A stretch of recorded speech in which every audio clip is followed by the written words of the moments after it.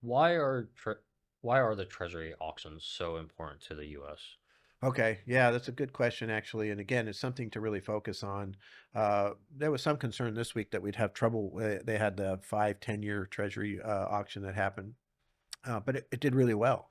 Uh, and part of that is because the yields were going up, right? So Yeah. again, with bonds, when the price goes down, the yields go up, and vice versa. So if they were selling at 4% and all of a sudden they're at 4.5%, more people are interested at 4.5%. So, ironically, the trouble we were having in the Treasury market actually has increased the interest in those Treasuries. Uh, but they're critical. And we had over the last couple of years a few instances where they had some issues with the Treasury auction. Um, but most of the times it works really well. And the reason it's important is because we run a deficit. Mhm. So if I have $1,000 worth of bills to pay and I'm bringing in $700 of revenue just normally I'm having to borrow $300 every month to pay my bills. Okay, not the greatest concept ever, but as long as I can continue to borrow, I'll be able to pay my bills. As long as people see you as trustworthy. Yeah, exactly. As long as somebody says, "Hey, I'll give you $300 every month to pay your bills," essentially, uh, I can do that. But when all of a sudden, when whoever is lending me money says, "No, we can't do that anymore," I now can't pay all my bills.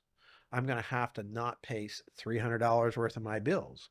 So that's what the government faces here. So, there's some attempts here, obviously, to reduce the size of the government and the amount of outflow that's going out, but it's very unlikely that they can reduce it enough to get rid of the deficit that we have. And so they have to issue these treasuries to be able to pay the bills.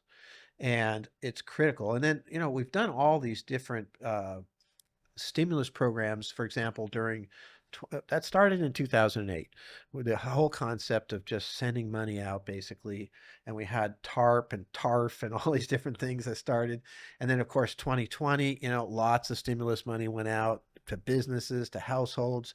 That's all we're selling treasuries in order to finance those things, right?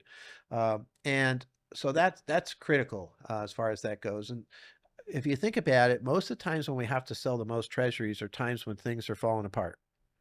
And because we're doing these bailout situations, and assuming we continue to do those, which they seem to be quite effective, and politicians are looking at the next election, which isn't that far away, and so oftentimes we will probably continue to see these stimulus type things come out.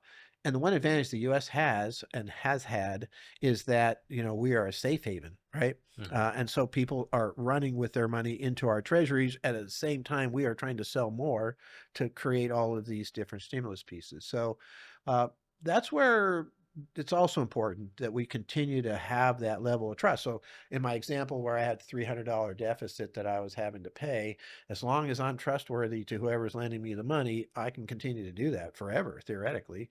And the problem would change dramatically if somebody all of a sudden didn't see me as trustworthy. And so that's kind of where the damage for some of these trade wars comes in, and we got to be a little bit careful with that. But that's why treasuries are important. It's the key. It's the critical aspect. It's the one thing I probably watch no matter what is that treasury area, because I think it's the most important piece.